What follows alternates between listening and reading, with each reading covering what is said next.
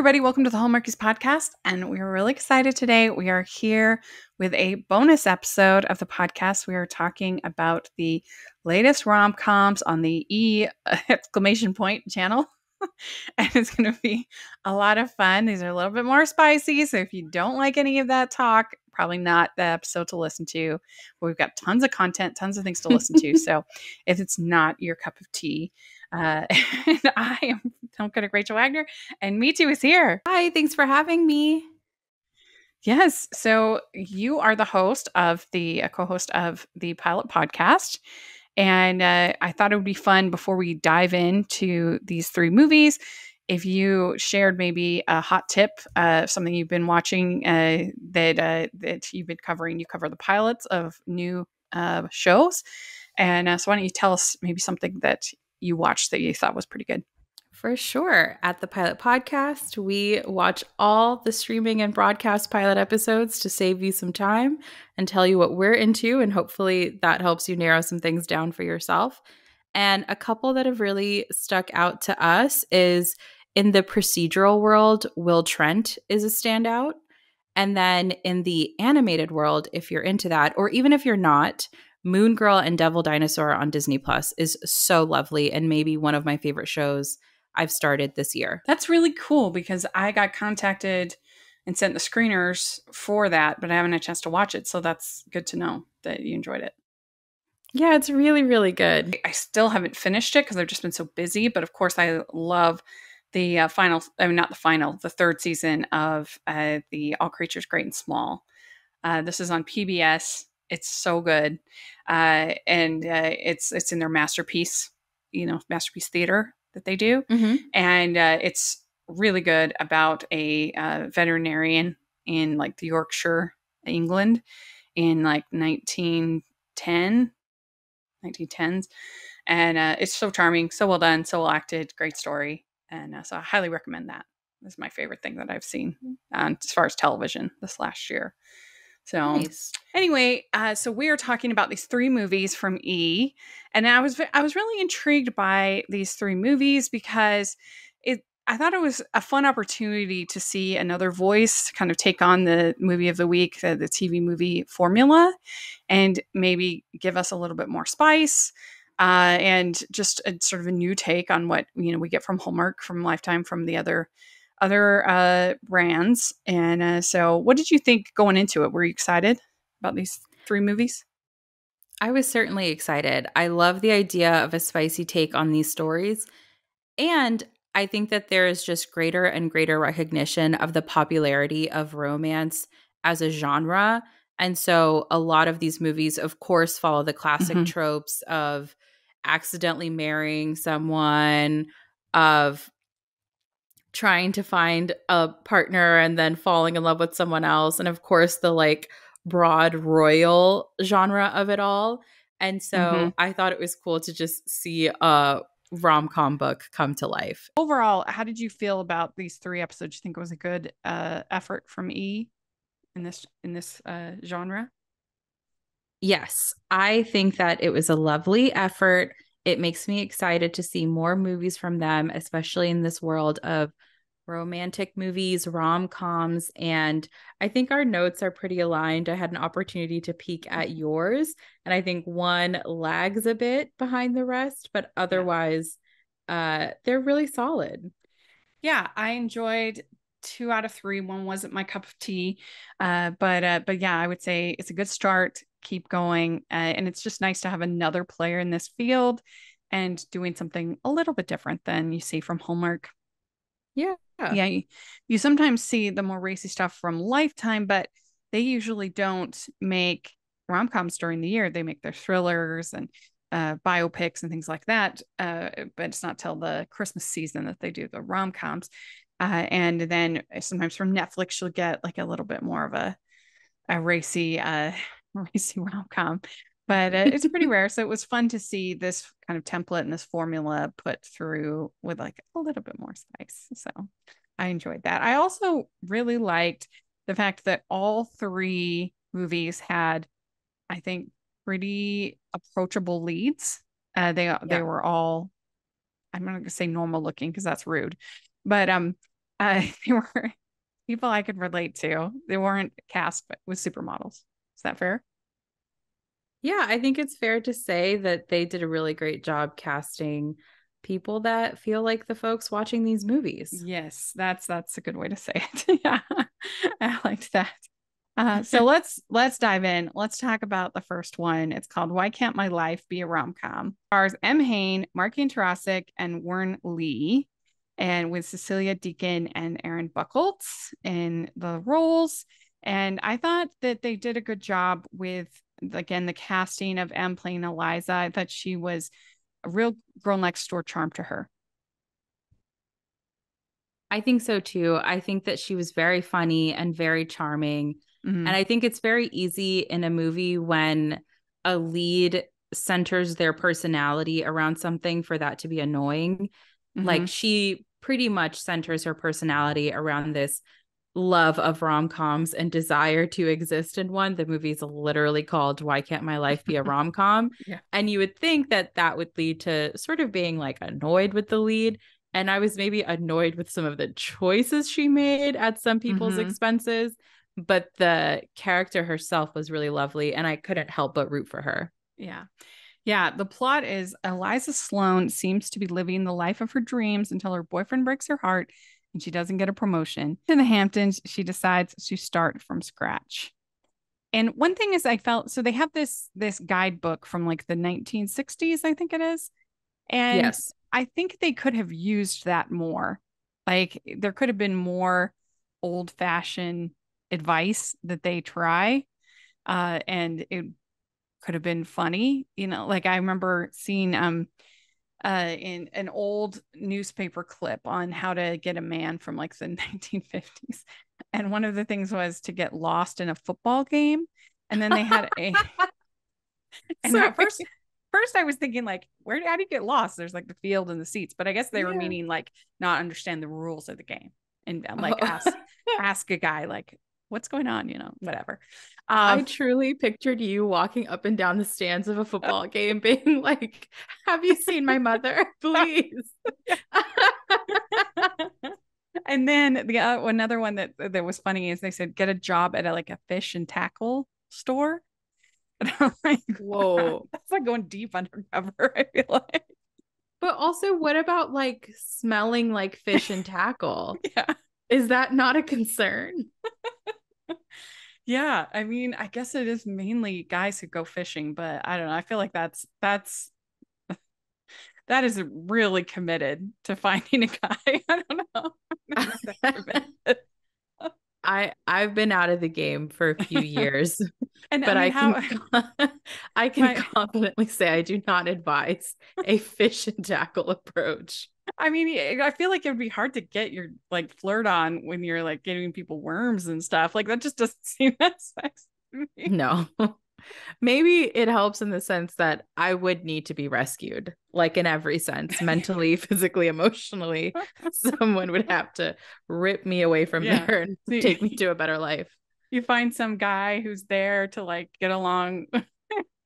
Somebody who's clearly as uncomfortable as you are, then maybe I'd have like a fighting chance. But then, like, does that mean you are now bagging someone who will take you fishing? And Yeah, right. all love to the It's a fishing slippery community, but slope. yeah, I assume this advice is for those of us who do not fish. So now do we have to do that? Yeah. That's the kind of thing I think they could have had more fun with.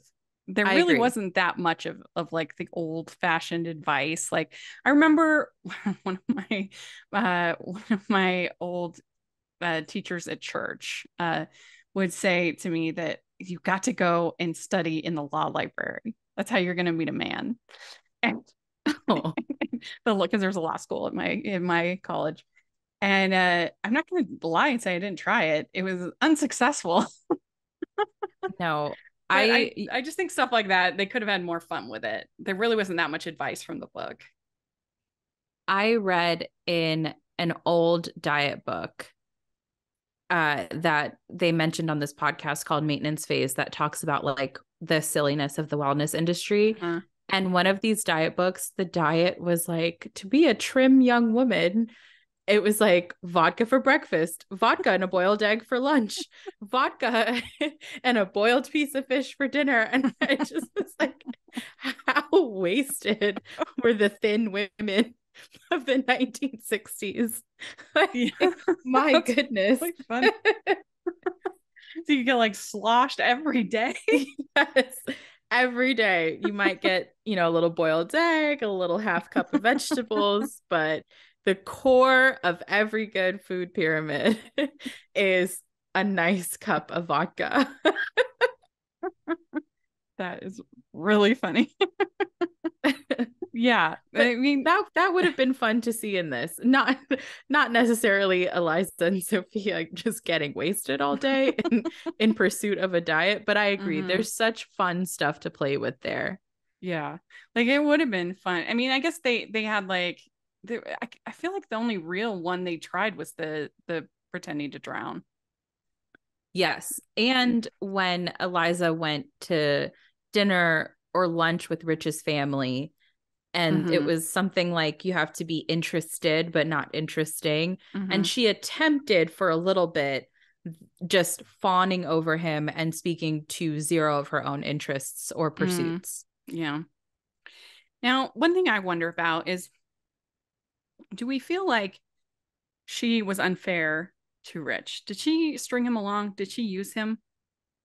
Because there's oddly more, I would say there's more intimate scenes in this movie between Eliza and Rich than there are between Eliza and Doug, which is kind of weird. I thought that was surprising, but it kind of made sense to me in that Eliza and Doug had fantastic chemistry. And it felt to me for the first bit of the movie that Rich did not have a chance. I didn't Mm-hmm. feel a triangle there, if you will. Mm-hmm. But once they had a couple love scenes, I was like, okay, I guess there's something building here. Maybe she's conflicted a bit. And it felt like less of such a clear win for Doug all the way through. I go back and forth on Rich in the sense that I think she did use him, whether intentionally or not. And she forced me to feel sorry for a rich guy, which I don't tend to like to do. And I would also say that she had been done so dirty that in past relationships that it Mm-hmm. clearly colored her approach. She clearly was like, I just need a nice, safe, stable guy. Mm-hmm. Yeah, and she's really trying to follow the advice of this friend and get married by the end of the summer to somebody rich that because she's in a cynical spot. So it kind of makes sense. And he's also that I feel like there's a lot of moments where he should be like, what's going on here? Like a little doesn't really make sense that he would propose at the end. You feel bad for him, but then again, also like he's a grown man, he should be picking up on some of these signals. Yeah. And he should make better decisions than proposing to someone within Yeah. such a short period of time and not that much time together. Yeah. I do feel like it's a take on if you ever seen How to Marry a Millionaire from the N- 1960s. It's got no. Lauren Bacall, Marilyn Monroe, and I can't think of the other woman's name. It's three friends, and they rent this apartment in this fancy part of town. And they don't even have any furniture. They have like no money. They're just there to like be seen and to get into the right circles. And their goal is to marry a millionaire. And through the course of the movie, they meet different people, and of course, a lot of them are they or are they not millionaires? I won't spoil it for you, but it's fun. It's a Ooh. fun movie from that era, fun little rom-com, and so this had some of that energy, I think, of that movie. Ho, ho, ho! We'd like to take a second and thank our sponsor for this episode of the podcast. It's the Hallmarkies Patreon. Do you love Hallmarkies podcast, especially at Christmas? Do you enjoy the holiday previews, recaps, interviews, and bonus episodes? If the answer is yes, please consider supporting the Hallmarkies Patreon. We need your help to do what we do both during the Christmas season and all year round. But not only do you help a podcast led by strong, independent women by becoming a Patreon, you get to become a part of the Hallmarkies family. Starting at only $2 a month as a patron, you will have access to our Facebook Patreon group where we talk about the movies, shows, and more all year. We also have many monthly patron watch-alongs with guests like Lacey Chabert, Natalie Hall, Paul Campbell, Mary Lou Henner, and more, giving their behind-the-scenes details of their films. As a patron, you also have the chance to provide input into the podcast and even join us at different tiers. So this Christmas season, spread some cheer to the Hallmarkies Patreon and become a member today. You won't regret it. Go to patreon.com/Hallmarkies to learn more. That's patreon.com/Hallmarkies. Add that to my watch list this weekend. My partner and I always joke that I need to find a rich husband. We're always like, we just need a rich man to come and save us. Yeah. Oh, you'll like it. It's a funny movie. It's a funny movie. So there's this whole long sequence where she gets this dress from this fancy boutique, $2,500, and the whole plan is she's going to return it the next day, and it ends up getting thrown in the trash, and so she's looking for her dress in trash, and she's all upset because she's not going to be able to return it because it's been in the trash. And I don't know. Tag. Yeah, the tag. And oh yeah, that's right. That's what it is. It's not the dresses. Sorry. This is the one I saw the least. That's the first. So it's a little, I saw it a couple weeks ago. Yeah, the tag on the dress. That's right. That's right. So there's the whole long scene where she's looking for the tag for her dress. She gets out of the dress. She can't return it without the tag. And yeah, I guess, what do you think about this? I mean, I could never spend $2,500 on a dress. No judgment to all you listeners if you do, but that's just not for me. But what do you think about that whole scene? Do you think that was funny? I thought it was cute. She was clearly being influenced by her friend, who was just captain of bad decisions throughout the whole film. Yes. Though got to land in a nice soft spot, had a great outcome, but I think she was under some really poor guidance. And what I will say is the way that the tag gets ripped off is a woman who becomes relevant later in the movie, as we learn, and we'll go through and recap, of course, rips the tag off the back of her dress and goes, "Oh, you left your tag on." And I feel so strongly about not touching other people. People do weird stuff like that all the time, especially pre-pandemic. I feel like people would always feel comfortable like tucking the tag back into the back of my shirt if it was sticking out. One time I was registering for a conference. I don't know why this triggered this memory. I was like in line ready to get my little badge for a conference. And this woman sitting at the front desk reaches her finger out toward my face. And you know, when you sort of like exit your body, I was like, what is she doing to me? And she started rubbing my nose, the side of my nose.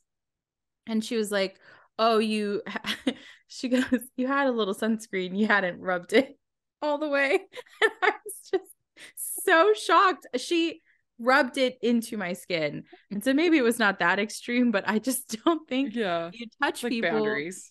Yeah, you don't touch people, you don't pull on their clothes. So I felt in the tag thing, yes, she should not have purchased that $2,500 dress. But I mean, this is no one should have ripped off the thing. Yeah. Or certainly should have just given it to her. Yes. If you're going to do something like that. I mean, I've had like friends, people who know me well, be like, "Oh, look, there's this tag," and tuck it in. That's fine. But yeah, a total stranger, probably not a good move. But yeah, I mean, I guess this is my perspective because I'm like super cheap when it comes to clothes. But I just went to the Hollywood Critics Association film awards in February, and I got my dress from Bloom Chic, which is a great site, not sponsored, but I just think they're really good.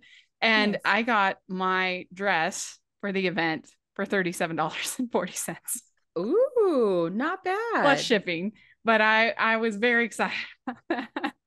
Under $40 to get and everyone seemed to like it and it seemed to go over well. So I think it fit. I didn't feel out of place for a red carpet event for $40. Yes. Nice. So that's the perspective I'm coming from. So to spend $2,500 on a dress that wasn't even that cute, I didn't even love it, was just a lot. But those, I mean, those high-end designers, I know when we covered Sex in the City, we would look into some of them, and like to get like a shirt from Prada can cost thousands of dollars just for a shirt. Yeah. It's the sticker shock is strong. It's high. One person who I think needed to rent the runway a little bit better was Rich. There's especially one scene where he tries to pick her up for a date and he's wearing just like a thin sweater around his shirt. And I just remember thinking, like, I need Rich to be richer. I need him to project richer a bit more. I can see that. I can see that. I mean, I love Marky and I think he's really charming. Yes. And I did actually prefer this over his Hallmark movie in February, unfortunately. But yeah, I think that he could have, and if his hair is supposed to be that like special, I think it needed to be Yeah. bigger and more of a statement. He's like, because whenever anybody would touch his hair, be like, oh, with the hair, there, there. I agree. They should have leaned in a bit. Yeah, yeah, yeah. But let's see what else. The big advice is you should have very few opinions, sit there and act like a mute. Okay. Yeah. Not gonna go well for me. That's the advice. And then she also says it's more important to be interested than interesting. Yes. So obviously it's ridiculous. And so yeah, let's talk about the friend. We have her friend Sophia, and she is like a model, but she is frustrated and jaded, and she's just her desire. She's just gonna get a man. But there's cute Ryan in the diner, and they had some pretty steamy scenes between the two of them. I thought I actually had pretty good chemistry, even though she was pretty stupid. She was pretty mean to him, but they had some electric chemistry. There was especially one wild scene where Eliza walks in on them, and I Yes. thought Eliza would, let's say, immediately leave, but instead she continues to take things out of the refrigerator in the back of the restaurant. I was like, okay, I guess we're all so chill right now in every sense. Yes. Uh, yeah, that was. I thought the same thing. Like, what is she doing? Uh, Yeah. and then and it turns out he knew all along what she was and who she was. He had seen a photo of her in a JCPenney ad years ago, and so he knew that she was a model from the very beginning. Not surprising, as you said. The only twist that surprised me was Ryan, not the fact that he knew she was a model, but him carrying that J.C. Penney catalog in his pocket. Oh, In yeah. my notes, I have in order, Ryan has the patience of Job. Sophia is way too mean. And then I wrote, creepy twist with Ryan. Because just carrying that with him was a lot for me to process. Yeah. True. Yes. And so we do get a very steamy scene between Doug and Eliza when they are in the house from the storm. There's a big storm. They go into this beach house, and they're cuddling by the fire, and yeah, things get hot. Yeah, they had really, really good chemistry. Yeah, they did. They did. But I would say, I mean, for network, I mean, it's not a network, it's a cable. For a cable movie, it was pretty steamy. I think so. This was definitely the steamiest of the three, Oh, no as you question. said. Yeah. Yeah. But I thought it all added to the plot. I know that there's like lots of debate online all the time about like whether we need steamy scenes like this or not. And in this case, I thought it all added to the plot in a lovely way. Yeah, because it becomes more and more less believable that she would be interested in Rich, and that she keeps going down this path because she's just had this incredible scene with Doug. And so you're just kind of like, it does sort of draw you in because you're like, what is she doing? Why is she behaving this way? What's going through her mind? Yeah, yeah. So at the end, she turns Rich down. He proposes. She turns him down. And then she ends up with Doug. And she basically tells off the manager of the hotel. She thinks this is a jerk. And then she goes to talk to Doug. And he's like, oh, surprise, that's my dad. Which was very clear from the very beginning. That I'm was so not a sorry. surprise. My doorbell's ringing. Okay. So we ordered groceries. Please excuse me. It's No almost problem. done, I think. Okay. The twist being that Doug's dad owns the hotel or runs the hotel, I saw coming Yeah. as soon as we saw Doug. But what was wild to me about Eliza telling him off is he walks into the kitchen. He sees his cook making out with a total stranger. He sees people just milling about, standing around these two people making out. And then he sees the event planner who and then he offers her a gig and she starts screaming at him. And my final note for this movie was prayers for David, because I would have been so overwhelmed. Like the idea of walking into a kitchen alone and seeing the person who is to handle the food of my guests at this fancy hotel making out with someone just right off the street, not a hand washing station in sight. I just would have been so overwhelmed. And then someone screaming at me. Yeah. Yeah, I'm like, what exactly did I mean, I guess she thinks she's defending Doug. Yes. Uh, I get why she yelled at him, I think, because he said, "Hey, busboy," which Mhm. is a rude thing to say. But I think if I were David taking it all in, I would have, it would have been very overwhelming. I Yeah. would have needed a nap. I think so. Yeah. Yes. But overall, I think this one is pretty fun. I enjoyed this one. I would give it out of 5 crowns, I would give it a 3.5, I think. I'll go a step further. I'll give it a 4. Okay. Yeah, yeah. And so it was a promising start to the weekend. So we'd like to take a second and thank our sponsor for this episode of the podcast. Who doesn't love a second chance?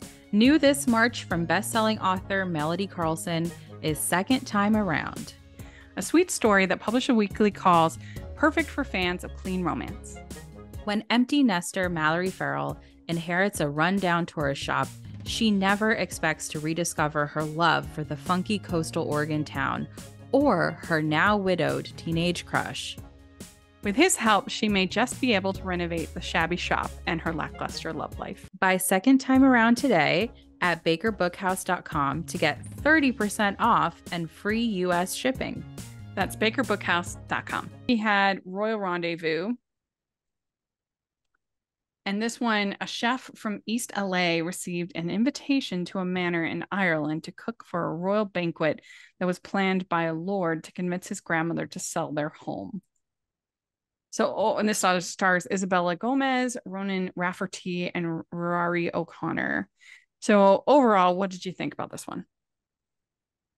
Overall, the one question I had throughout, aside from her cooking Ethiopian Colombian fusion food at the beginning of the movie, my one question was the refusal to Google things.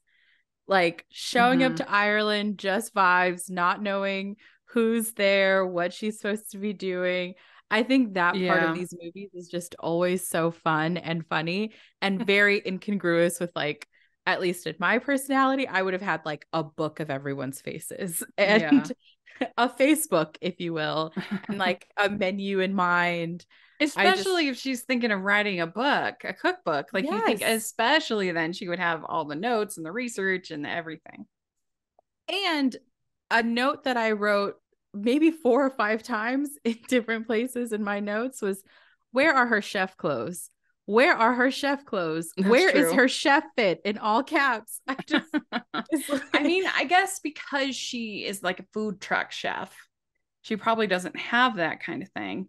Fair. But you're right. I hadn't thought of that, but you're right.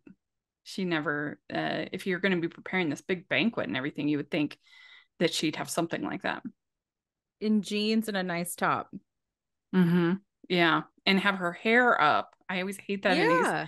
these cooking movies where the people don't put their hair up. You're like, you get hair and everything. Yes, it's like, yes, you look very, very beautiful, but I am having difficulty suspending my disbelief. I Yeah. should say, I loved her on One Day at a Time, and I think she's having a really cool role on the Goldbergs as well. Oh, So it was okay. nice to see her. Hmm. Yeah, I liked this one the best, even with some nitpicks. Overall, I thought it was the most entertaining, the most romantic. Uh, I know I just enjoyed it the most. Probably maybe because it is the most like a Hallmark movie of the three.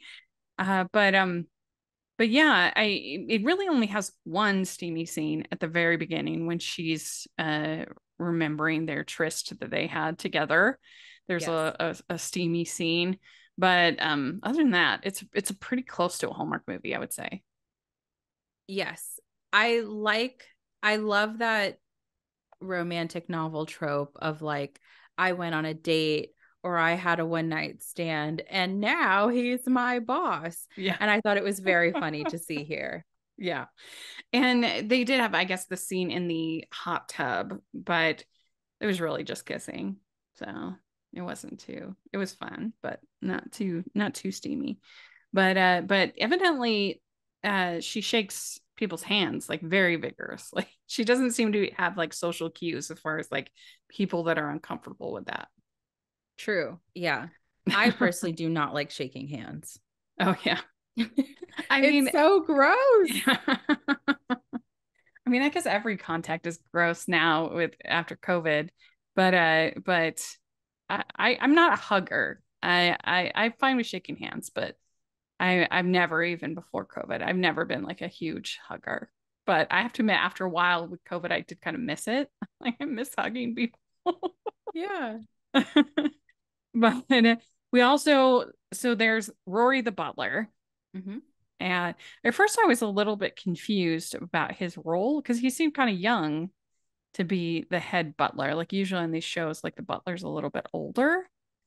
So I was just a little bit confused. I'm like, what is he doing there? Is he like is he a valet? I didn't know what he was, but I guess he's just the butler. And so they have what do you think of their chemistry between Rory and what's her name?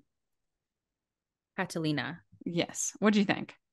I thought we were building toward James and Catalina Oh, really? because I did not look at the movie poster where Rory is front and center. I just hit play on my DVR and I guess that was that. And I was in for the ride. Yeah. And so when they started doing longing looks, like from the beginning, I was like, ooh, they don't like each other, but there's something brewing. And then there were longing looks.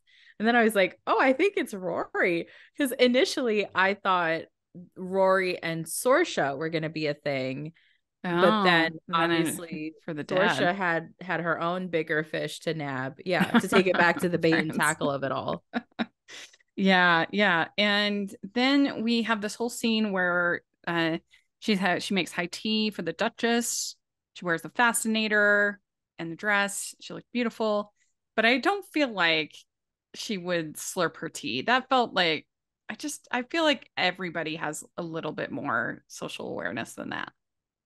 Yes, they go through the trouble. Again, this is a small nitpick because I agree that this movie was so fun and funny and charming and heartwarming. And I liked the romance in this one the best. Uh-huh.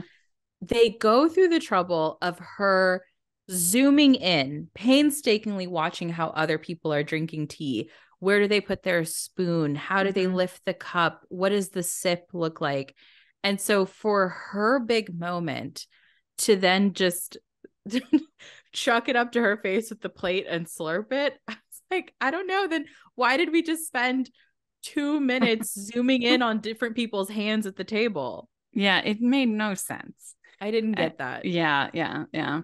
And then she also says that she's seen James naked. And I feel like you also wouldn't say Oh, that. Like, not I mean, on it your created worst an awkward day. moment, but I just don't uh I just don't think uh that you would say that. And she's keeping the cookbook like a secret. Of course, you know that's gonna like come out to be the conflict. Mm-hmm. going forward. But I really did like all the scenes between Rory and Kat. I thought those actors had good chemistry. Again, I like the fact that she was relatable, approachable actress. I think that was good. And then we also have Killian and Finn. Finn is the chef, one of the chefs, and Killian is in the family, right? I forget how he's related. But anyway, He's they're the driver. driver. Okay, driver. He's in the staff then. I couldn't Yes. remember. And but they're into each other, and that was fun. They And had really good chemistry. yeah, That's they where a lot did. of the steam was in the Hmm. movie. Yeah, and so then she invites the cheese lady to come, and the prince is like immediately taken with her, which I always enjoy in these movies when you just like he's gone from the minute he sees her, it's over. Yeah. And that was fun. And then later on when the Duchess is like, and you've made my son fall in love with a cheesemonger. That was funny. The other thing I will say about this movie is, Rachel, I'm not sure if you have been to the UK. I I haven't. I've been a few times, and every time they were like, is her food gonna be up to snuff? I just remember thinking, like, I don't know. I've had an English breakfast and I don't want beef with my friends over in the UK, but I think she could handle it. The eggs, the beans, the roasted tomato and mushrooms, like Yeah. whatever the blood sausage thing is. Hmm. I think she can swing it. And I think that, and then they described the tea sandwiches in the movie. Like they told her she had 2 hours to prepare, which was wild because why wouldn't she receive an itinerary ahead of time to Yeah. prepare tea? And so she has 2 hours, and Finn has an opportunity to show off. And he's like, we're going to make watercress sandwiches. And it's like, okay, cool. I don't know if your ability to make watercress sandwiches actually judges whether or not Kat is a Yeah. good cook. Because isn't it just like, well, see, watercress, that's like lettuce, right? Yes, Yeah. watercress, maybe cream cheese, maybe a Yeah. mayo, Yeah. between a couple pieces of bread. Yeah. Like, I think in 2 seconds, what we saw her do in the beginning of the movie is so much more flavor and interest. Though, Yeah. what I will say about dining, especially in London, is some of the best Jamaican food I've ever had, Nigerian food, Indian food, like all over those places. Yeah. So good to eat from other people's cultures. I've never been in England, but I have to say a lot of the other places I visited, it is true that they have most of like the other like you'll find it like in Japan, you have Italian food, you have pizza, you have a lot of Yeah. different stuff, but you don't have tacos. They have fried chicken, they have tacos or empanadas and things like that. But it was a fun scene, that whole scene when they're eating the empanadas and then the Duchess comes down and she puts it in the hot sauce. And everybody's like, What about you? Are you a hot sauce person? I love hot sauce. In the beginning of the movie, she mentions jalapeno awaze, awaze being an Ethiopian spice, Hmm. jalapeno, of course, being jalapeno. And I didn't know such a thing existed as jalapeno awaze. So I Googled and bought some. I truly love, love, love hot sauce. Though I will say, I don't know that of the food I've had in and from Colombia that it has been like that hot. But Mm. honestly, excuse me, for the watercress sandwich, like if like that is as spicy as we're getting, yes, perhaps that was a shade too far in Hmm. heat. Yeah, yeah. I mean, it's used to dip it pretty like a pretty strong dip in Pretty the generously, yeah. yeah. So that probably That's comes true. out too. I am kind of known for not liking spicy food that much. There are times when I enjoy it. Like I love this ramen place. They have this fire bowl, and it's got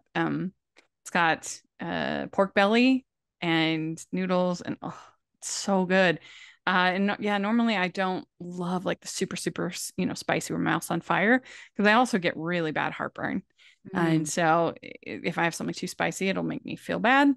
But yeah, they did look pretty good, those empanadas. They did look good. I love an empanada. One thing I Yes. was joking with a friend about is that like so many different black and brown cultures have perfected taking like delicious spiced foods, wrapping them in some kind of dough and frying it, be it like beef patties from Jamaica or samosas from India or sambusas from East Africa or empanadas. Like just everyone came together to very successfully wrap veggies and meat into fried dough, and it's only a good outcome. Yes. And then they have a near kiss after the empanadas, but then the dad walks in, the prince walks in. And he has a funny moment where he talks about his crush in that scene, I think, where he's like, I just don't know what to do. It was funny to see him pine over someone, and it was funny to see the help him through his crush. Yeah. It was that whole thing I thought worked really well. The cheesemonger crush. Sure. It was cute. I like that. We also have this whole scene where Rory sees her naked. Comes to the door. It was very funny. Fun. That was fun. Yeah. And then he wants her help to break the car because he doesn't want the Duchess to go and sell the house, right? Basically. And he said she's a menace on the road.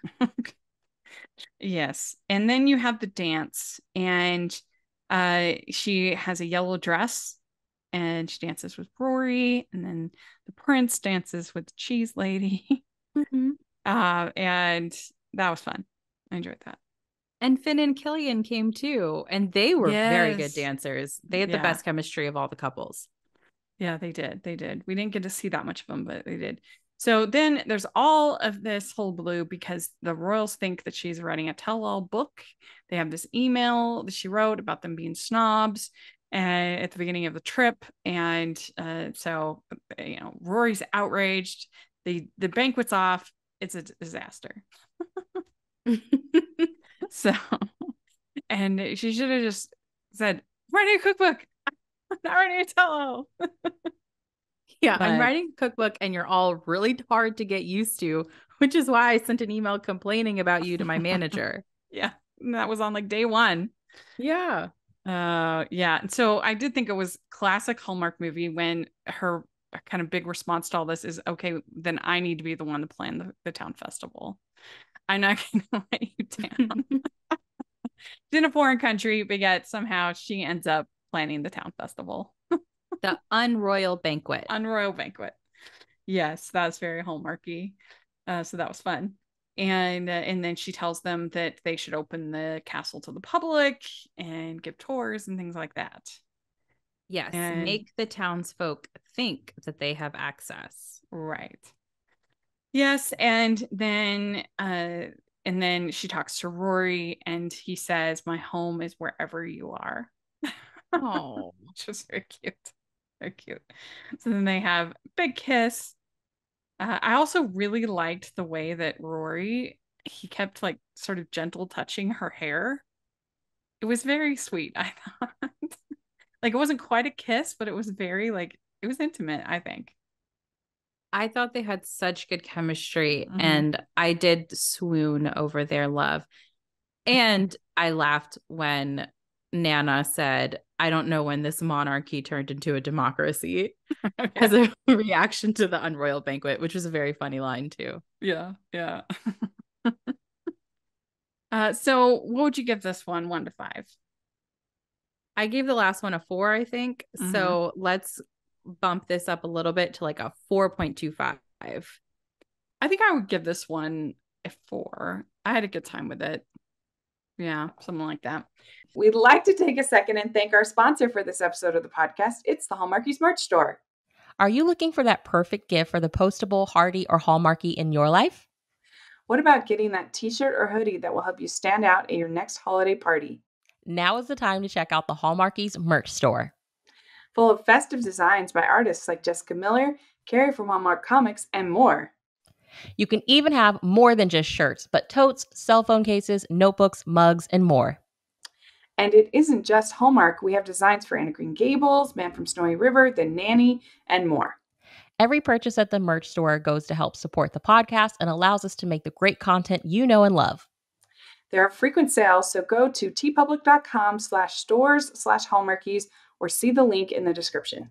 That's tpublic.com/stores/hallmarkies. Right. So then we have Married by Mistake, and this is after losing her dream job, Riley gets drunk with Nate, and the next morning they find themselves married. Accepting Nate's proposal, they travel to Tennessee to rescue his family business, but will they be able to keep up the deception? And this one was probably the one I was the most excited for. And it stars Chloe Bennett and Anthony Kinecki and Blair Penner. And this one I did not care for. There were a few things that I liked. I mean, the fantasy sequences were fun.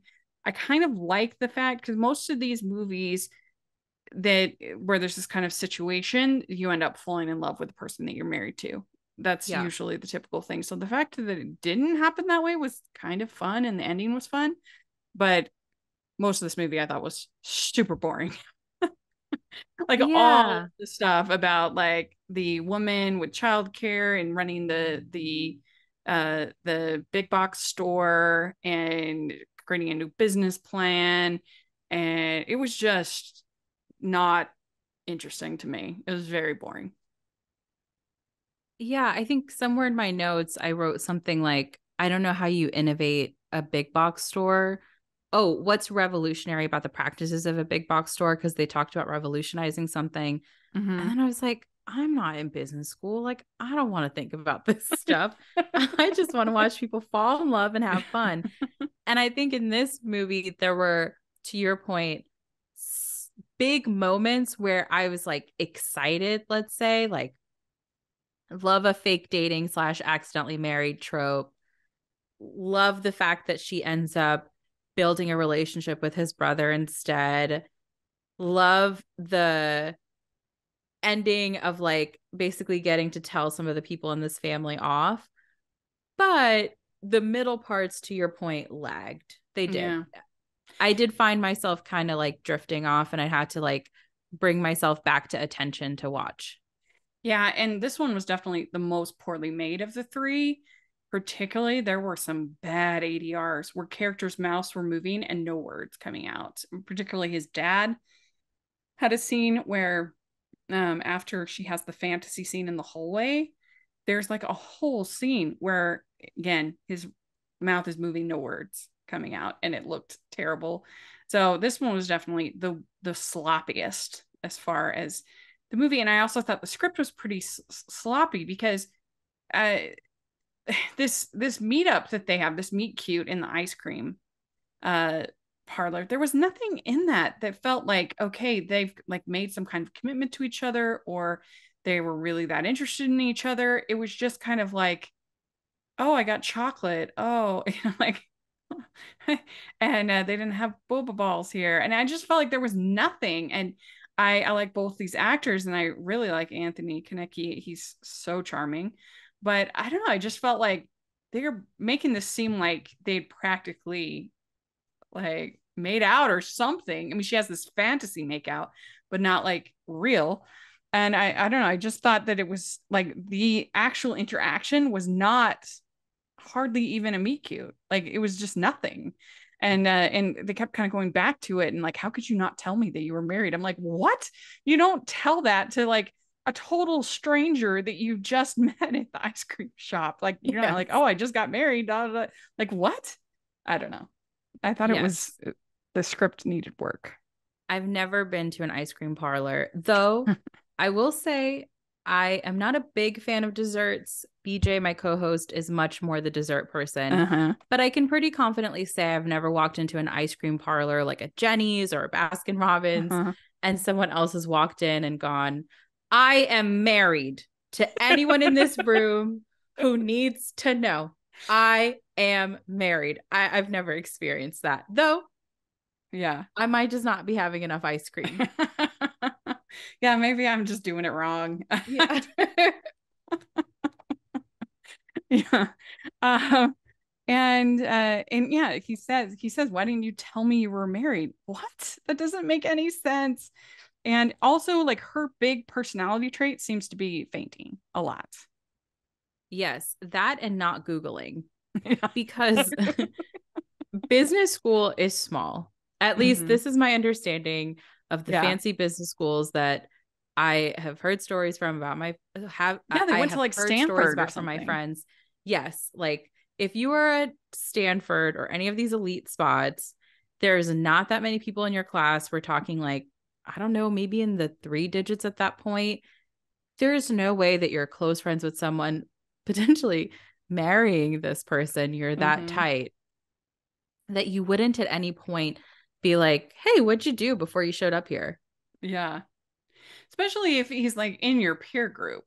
Obviously they know each other well enough to be going to Vegas and hooking up and everything. And yeah, they didn't really establish like any kind of connection with Nate and what's her name? Emily? Emily. They didn't really establish any real connection with Nate and Emily. That it was truly like they had just gotten completely sloshed and they didn't even Oh, like know Riley, each excuse other. me. I thought you meant Emily, his ex-girlfriend. Oh no. So they didn't like establish any real chemistry or connection with Nate and Riley.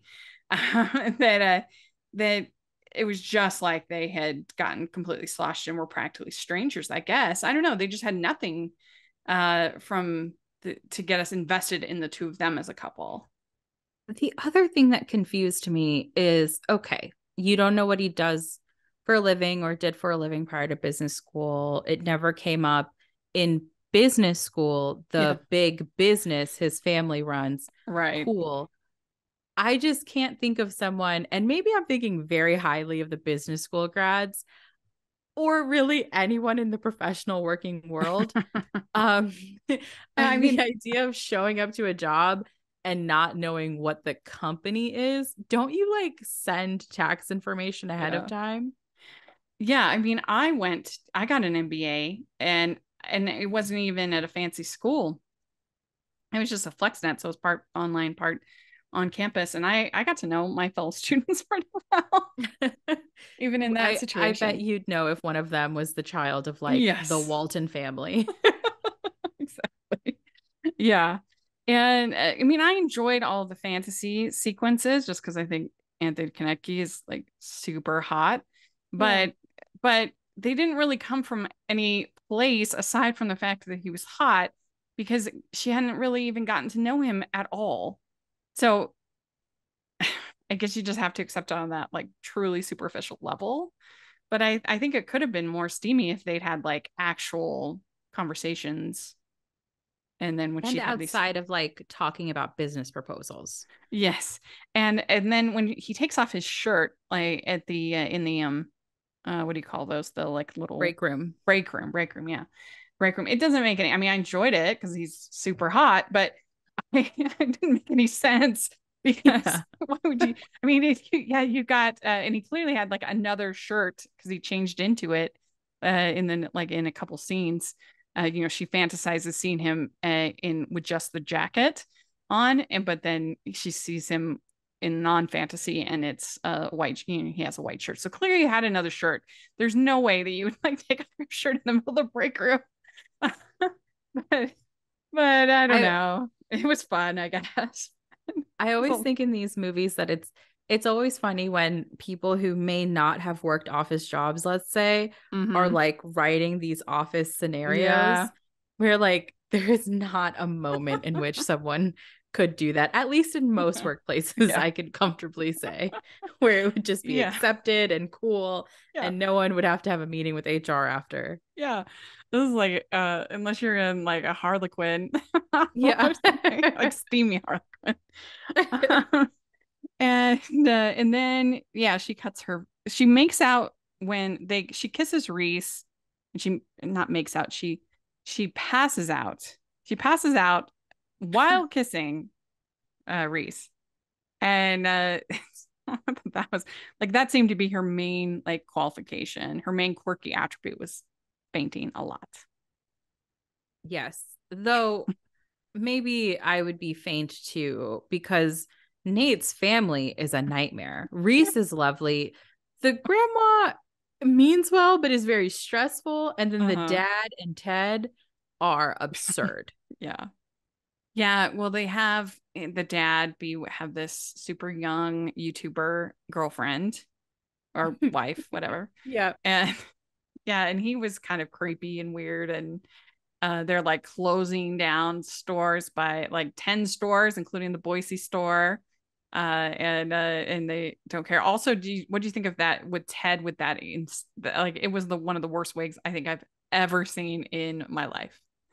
I think it fit for the character. I have to assume that was so intentional for that wig to be so wild, It was for so us to be bad. like, yes, Ted is a totally nonsensical character. Yeah. Yeah, I guess so. Yeah. And we find out that this woman, Maria, is actually living in the store, hiding out there because she got kicked out and she doesn't have childcare. And so her daughter is moving around the store from place to place, trying to seem like a customer when she's not. So, I don't know. It's just that was sweet, but it just, I don't know. It was just too much and too long. And there was like this whole plan, and there was like the one guy is hired by the dad to come up with a contrary plan, but then he doesn't. And there was just all this back and forth about the plans and why they should have childcare, and it just wasn't interesting.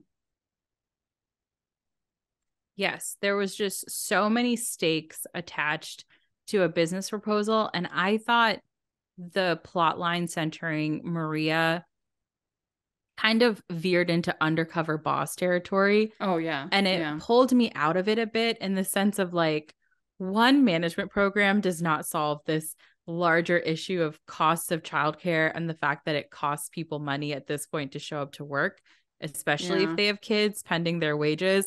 And do I want to be talking to you, Rachel, about stagnant wages in the US? No. No. I want to be talking about romance. Do I want to talk about labor laws Yeah, and and I mean childcare costs? No. they threw together this childcare in this store like so fast. I mean, I'm sure Yeah. that there are like major legal permits, state things like that. You can't just be like, today we're having childcare. Yeah. Like it's Leave your kids in this pen. yeah.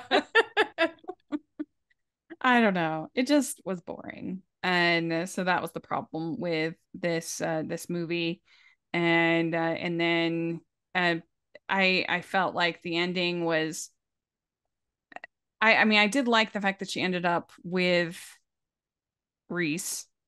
Yes. And that was kind of surprising, but they had spent so little time with her and Nate that it would not have made any sense. But uh and she says, I can't stay married to Nate because I love you. And So Nate had really good chemistry with Emily. I thought, even with mm, so little there of like even just dialogue or mm-hmm, time spent on that part of the plot beyond us knowing that Emily is his ex, mm-hmm, I actually thought that they had really great chemistry. mm-hmm. And I swooned a little bit when he grabbed the mic at the big company event and was like, Emily, this lady means nothing to me. It's all about you. It's you. It's always been you, or something like Yeah, that. I swooned. I thought, it was kind of man, fun. they had good Yeah, chemistry. yeah, yeah. I kind of thought that Nate looked a little bit like Rory in the second movie. It's not the same actor, but I thought he looked a lot alike. Oh, yeah, they do a little bit. I think it's the beards. Maybe, yeah, maybe. And so then she ends up with Reese, and so yeah, this one I would give like two. I didn't love it. I thought it was really pretty boring. I'll bump it up to a 3 because I thought the moments that were fun and silly were very fun and Hmm. silly, Yeah, but when it wasn't enough to take it over just like middle for me. mhm.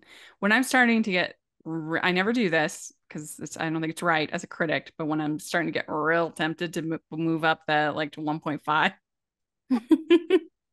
then you know that it's not a good film. Yeah. But yeah, they had some interesting things about it. Have you ever fainted in your life? I know I Once once. I have too once. when I tried in, I think I was in 7th or 8th grade, and I was tasked with dissecting a fetal pig. And Oh, that's the last wow. thing I remember. And my mom says she remembers that day very clearly because it is the day I told her I could not become a doctor. So I was like, if I can't do this, I don't know what you think I'm going to do when they put me in the real game. Well, the one time I fainted was my sister was getting her wisdom teeth out, and I was supposed to be the person to pick her up from getting the wisdom teeth out. Oh And no. I, I go in, see her all puffy. There was like the real medical smell, everything. And I was heading out to my car to come and get her. And literally woke up and my face was plastered against the gravel. I had gravel all over my face. I fainted right in the parking Oh lot. no. And, Oh my goodness. and so then I came in and they were all like, "What happened to you?" And my sister was like, "Wait a minute, I'm going to go." So we had to call my cousin. My cousin Joanna. So it was really funny. I've never fainted again. But it shows I have a soft spot for my sister. Yeah. It is scary. I was like, I would never be able to come to see you if you have a baby if I can't handle this. That's not happening. So that's the only time that I fainted. My brother has passed out much more. He had one time when I was with him and he had cut his finger like she does in this movie. And Mhm. yeah, he just like on the floor. Oh my gosh. Yeah, it doesn't take much for some people. Yeah, yeah. So well, very good. We did it. We talked about these three movies. We love to hear your thoughts. So let us know in the comments or on Twitter. And Mitu, where could people find you and your show? People can find the Pilot Podcast at thepilotpodcast.com, the Pilot Podcast on most podcasting platforms, I believe. BJ usually does this part. So please bear with me. And then we're at the Pilot Pod on Instagram, TikTok, and Twitter. Great. And you can find me at Rachel's Reviews, all over social media, iTunes, YouTube, and on Rotten Tomatoes. So check that out. Also, make sure you're following the podcast at Hallmark's Pod and Hallmark's Podcast, all over social media. And if you are listening on iTunes, please leave your ratings and reviews. That really helps us a lot. And if you are listening on YouTube, please give the video a thumbs up, subscribe to the channel. We appreciate that so much. We also have our patron group, which is really fun. We've got an awesome patron watch along coming up in April. You're all going to want to be part of it. We're going to have Rhiannon Fish on for our April guest, and we'll have more details coming out. We're going to be watching her movie, The Christmas Retreat. So you definitely want to sign up for the Patreon. It's a great resource to get in touch with and to have fun with these stars and find out more about what goes into making these movies. So please take a look at that. We would really appreciate it. And we have the merch store, which has tons of fun designs. So please take a look. And thanks so much, everybody. And we'll talk to you later. Bye. Bye.